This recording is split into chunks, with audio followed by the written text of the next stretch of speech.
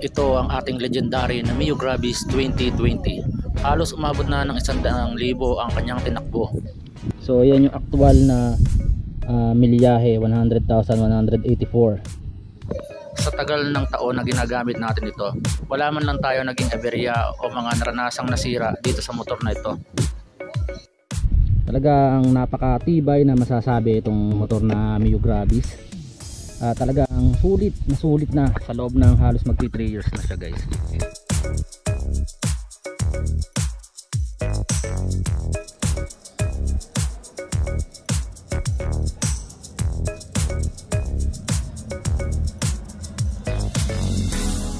Good morning sa inyo mga paps, no?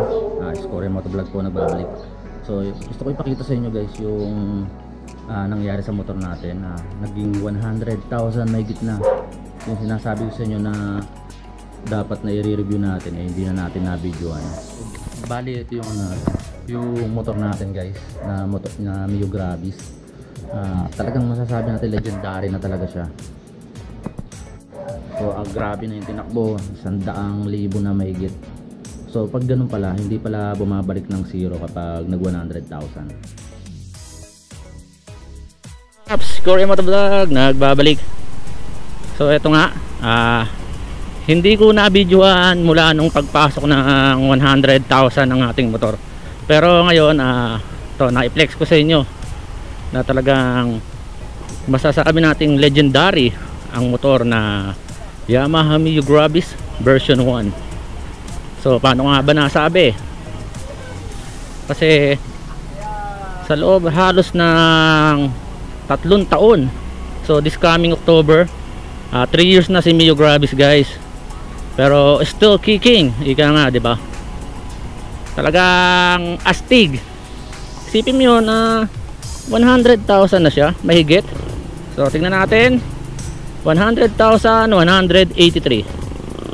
So ito, mapapatunayan na natin at masasabi natin sa mga nagbabash na sirain si Mio Gravis. Pero ito, napatunayan naman natin na talagang umabot naman siya ng 100,000 at masasabi nating matibay na rin, di ba?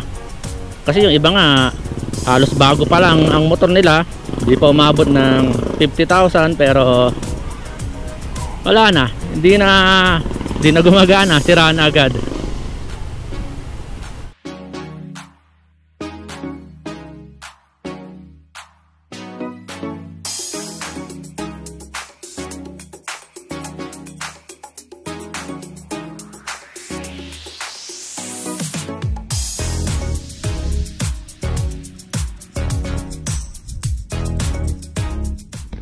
So yun nga, guys, no, talagang napakatibay na masasabi itong motor na Mio Gravis.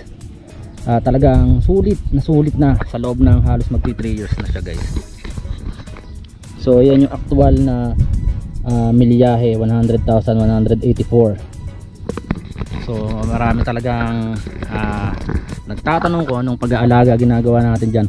Basta on daily basis lang dyan ay alagaan natin sa langis. Huwag natin hayaang matuyuan. Kapag nagbabawas, magdagdag tayo, guys. Kailangan in level lang.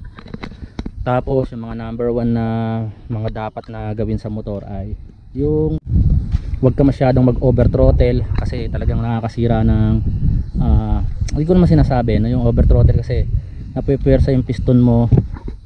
Tsaka una yung mga scooter na ganito hindi naman talagang design para ipang karera, di ba?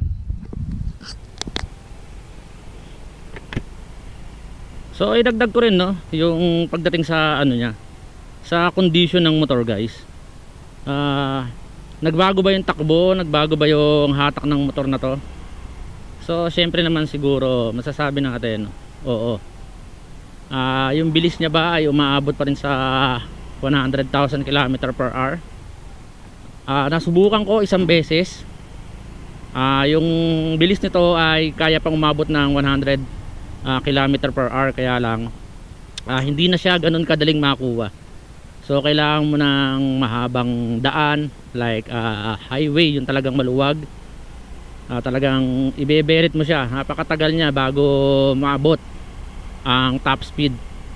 Kasi siguro stock yung panggilid natin, at saka syempre sa kalumaan, tsaka nawe-wear off yung mga ano nito, syempre yung mga pyesa like panggilid, yung mga bola, yung mga lining. So siguro kung gusto nating pabilisin ito or gusto nating gawing pangkarera, mag-upgrade tayo syempre. Anong panggilid, gagaanan natin or bibigatan, so depende sa timpla at timbang ng rider yan. Tapos pagdating naman sa hatakan, sa palagay ko ganun pa rin naman, kaya pa rin naman yung umahon sa mga inclined, kasi mas madalas pa rin tayo na nag-aangkas. Yung bigat kasi natin ay nasa 72 kilograms tayo. Minsan inaangkas natin yung bayaw natin, yung anak ko same lang kami ng weight. As soon as possible talaga kailangan talagang i-maintain natin yung hatak niya, kasi ayun ang pinaka-importante guys, di ba? Kung palyado motor mo ayaw umatak, mahina sa mga ahonan, useless. Kaya talagang etong motor na to ay masasabi na nating legendary talaga.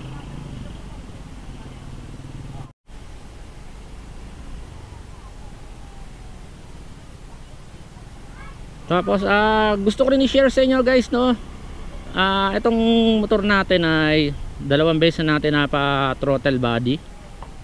May mga review, may videos tayo na ginawa kung paano natin na i-throttle body itong motor na to. Tapos yung ano nga pala nito ay maraming beses na rin nagpalit ng panggilid like yung bola at saka yung belt. Nakatatlo na ata tayo sa belt, kasi yun ang talagang mini-maintain ko talaga ng todo, yung pan belt natin, kasi hindi naman tayo katulad ng mga dekadena o yung mga motor na dekambyo, makikita natin yung kadena natin kung lawlaw na o kailangan ng palitan. Kasi tandaan nyo, yung belt natin ay nakatago, so bago natin i-check yan, babaklasin natin yung crankcase cover, para maka-access tayo doon, di ba? Tsaka yung tinatawag na ano na mga lining. So yung belt talaga number 1 na dapat nyo laging i-check yan, kasi once na nagkaroon kayo ng biyahe lalo na sa malayo at hindi nyo na check na may mga crack na pala,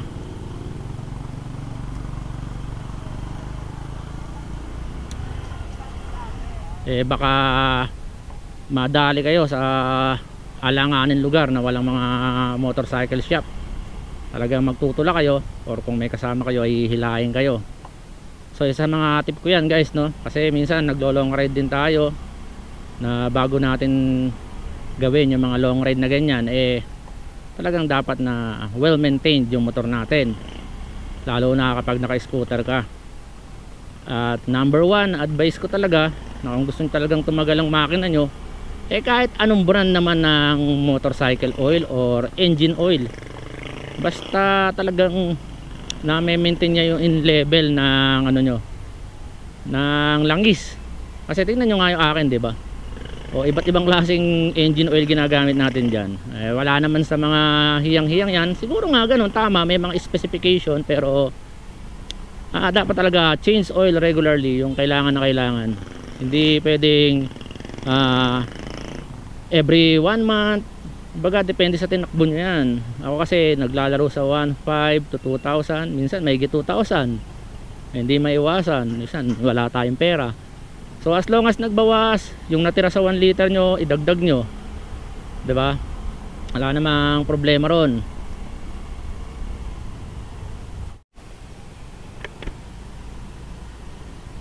So palabas tayo rito ng bayan guys. Inikot ko lang kayo at para ma-update sa motor natin.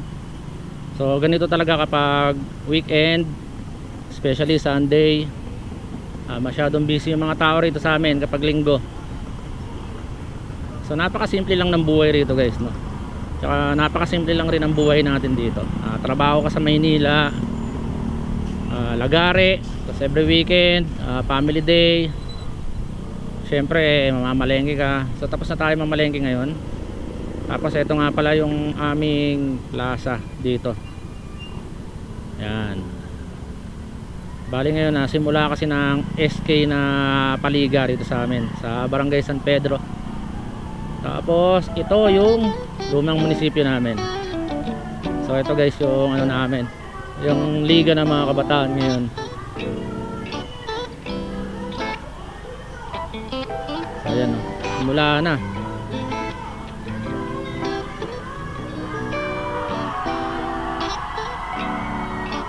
So napakasarap maging bata, no? So guys, ito yung lugar nga pala na to ay paikot-ikot lang naman tayo dito sa amin. Bihira na kasi tayo ngayon makabiyahe ng malayo. Ayan nyo guys, pag medyo lumaki-laki na yung baby natin, yung hindi na siya masyadong alagain, mag-rides tayo. Tapos bala ko rin talagang bumiyahe ng malayo ngayon para maisama yung panganay ko si Gab, kasi kakakakuha niya lang ng non-pro na lisensya. So napakadali lang naman, hindi ka naman aabot ng 10,000, basta parang sabi natin maabot ng mga 5,000 mahigit. Yung mahal lang naman dyan yung mga driving school, tapos yung mga medical syempre. Yan, tapos yung license napakamura lang yan. Makukuha nyo lang yan ng mabilis, tapos syempre mag review kayo. So ganito lang guys, no? As long na sinasabi ko sa inyo, ina-update ko kayo sa motor na to, lagi ko sinasabi na hindi po ako mekaniko. Yung ginagawa lang naman natin ay based sa mga standard na dapat talagang gawin at i-maintain sa motor. So yun lang guys, no? Alagaan sa langis, number 1 yan. At syempre tignan nyo yung mga basic needs like preno, gulong, belt. So ganyan lang. Ako bihira lang maglinis ng motor, pero as long as pero hanggat maaari kailangan malinis ng motor natin para hindi maging luma. Siyempre kailangan ay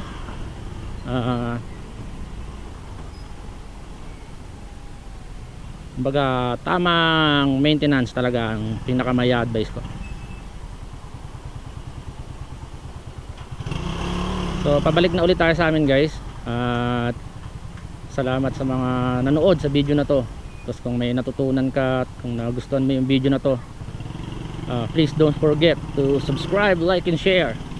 Tsaka supportahan nyo rin sana yung Facebook page natin, Escoria Motovlog. So kung ano yung ina-upload natin rito ay ganun din sa Facebook page natin guys, no? So hanggang dito na lang, Escoria Motovlog, RJ ang nipong lingkod.